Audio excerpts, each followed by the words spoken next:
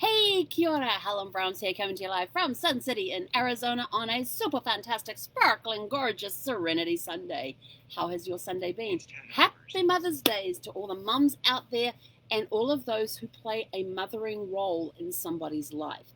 Thank you for all that you do to help the younger generations grow and learn and experience life.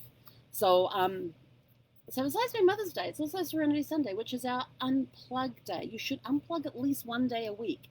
You'll see me online 3 times today. Yes, I know, 3 times. I was doing 1, then I did 2, now I'm up to 3. So there's this morning's call. We've got genealogy and history at 12:15. Oh my gosh, it's already 10 o'clock. And then our evening wrap up at 5 o'clock this afternoon. All Pacific time. So why should be some of the things that you unplug, especially on Mother's Day? Reconnect with the mothering figure in your life, whether it is your mother, your aunt, your grandmother, a foster parent, a stepmother, an other mother, a second mother, whatever female figure is in your life that is in that mothering role. Connect with them. Just say hi. How are you? How's your day going? Whether you are visiting them in person or visiting them on Zoom. Just connect with them. If it's setting them up a prayer because they're no longer with you here physically on earth, then have a conversation with them. But unplug. And today would be a great day to reconnect with family members and stuff. Go through photographs. Oh my gosh, go through photographs from your childhood. Go through photographs of family events. Talk about the stories. Have somebody put a recorder on so you can tell these stories so we can keep them around for generations to come. Because I'm all about helping people preserve their family history, discover their family history, just so that when you get to days like this, you've got so many family stories that you can tell. And I'm sure there's some people have some great ones out there. I am on late today because, one, I slept in. I didn't wake up till 6:30, which is late for me because most people know I'm awake before 5 o'clock.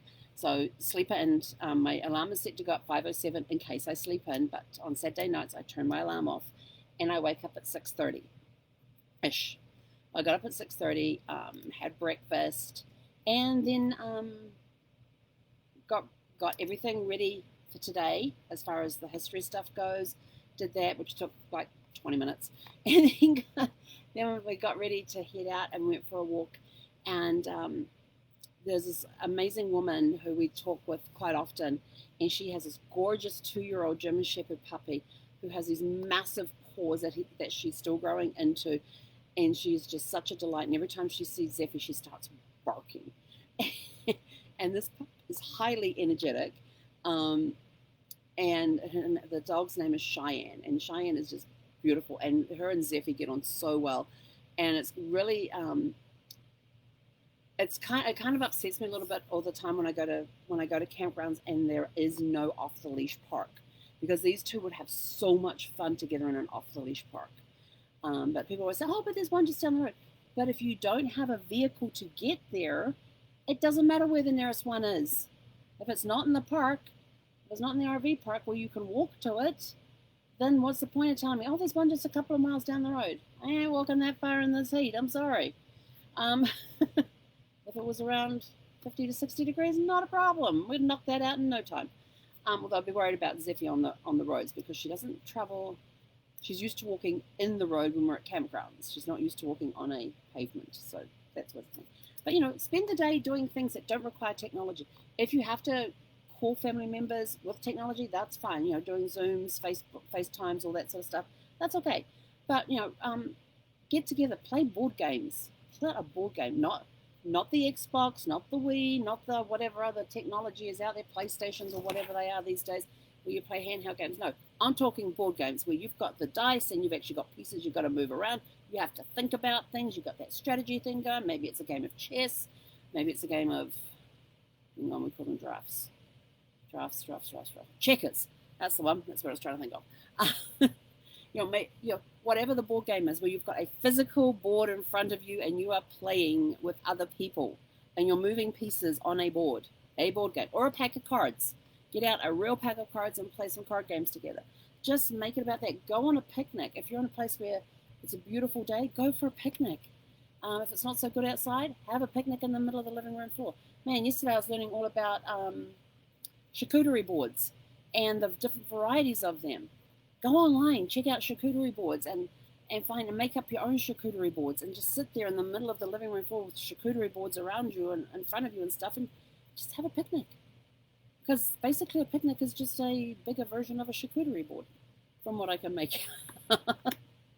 I mean, when you think about when you go for a picnic and stuff, what type of foods do you take with you? I remember going in Old Town Alexandria, went to this place that had tapas, or tapas, however you want to say it, and they're just small dishes of different foods. That was just one massive charcuterie board that we had there on the table, because that's what a charcuterie board is. Little bits of this, little bit of that, all beautifully arranged on a board with meats and preserves and all of that sort of thing. And so yeah, I was learning about that yesterday, and I made my own little charcuterie board with what I had on hand. And I was going to do a grocery shop today, and I thought no, because then I'm going to be pulling somebody away from their family time, their time with their mum or whatever, and I don't want to do that. It's Mother's Day. Everybody should get a day off, and spend time with their mum, and reminiscing over photographs and stuff. I just saw a post that my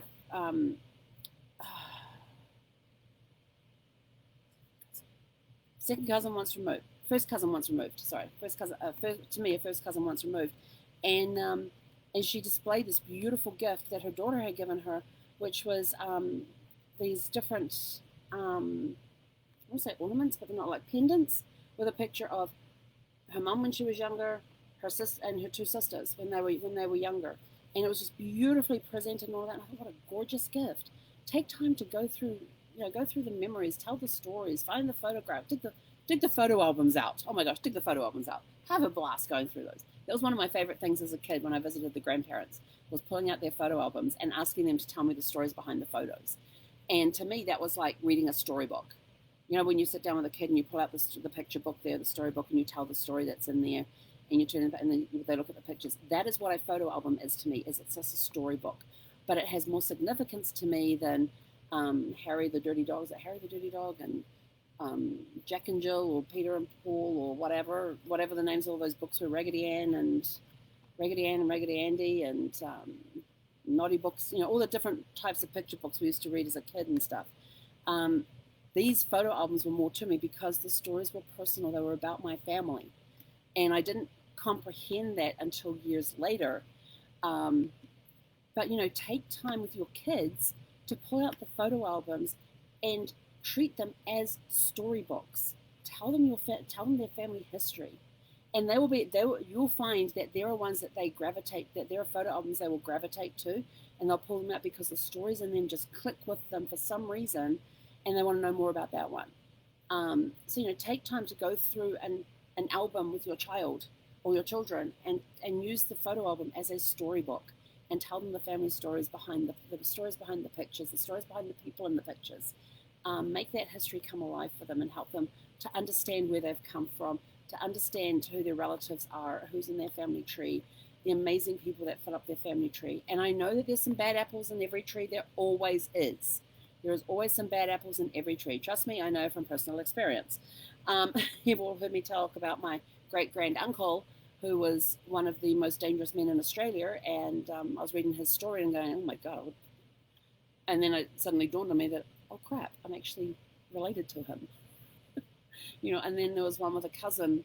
I found out about one of my dad's first cousins, and I was like, oh my gosh, I didn't even know that I didn't know he existed till like a couple of months ago.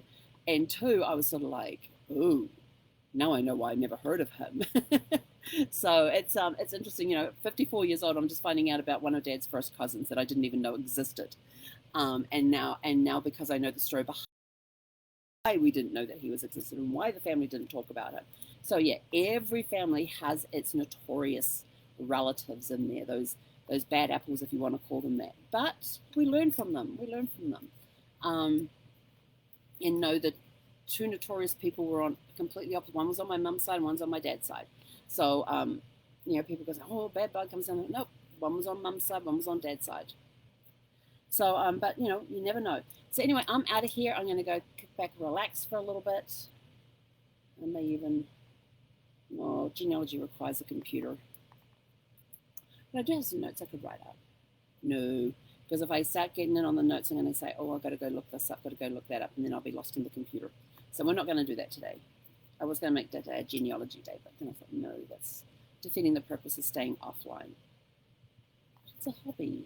It's an interest. It's a bit, sort of like one of those things where it's a business, but at the same time it's a hobby, so it's not really work. But no, I'm taking a break from the computer.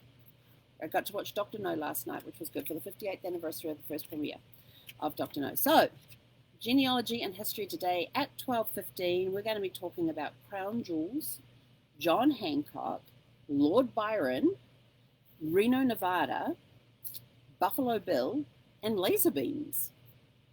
Well, there's a variety for you. If you want to know why those things feature on this day in history, join us at 12:15 Pacific time. Until then, go have a super fantastic sparkling Serenity Sunday. Unplug for a bit.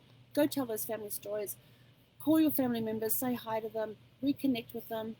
And remember to call those mothering figures in your life, whether they're actually your mum, your grandma, your aunts, your nieces, whatever, whoever has been in your life that has played a mothering role. Stepmothers, other mothers, second mothers, really good family friends who is like a mother to you. Whoever those people are in your life that take on that mothering role, call them, talk to them, say thank you. That's it for us for today. We'll see you at 12:15 for genealogy and history, and again at 5 p.m. for the wrap-up of today's Serenity Sunday. Hei kwanera.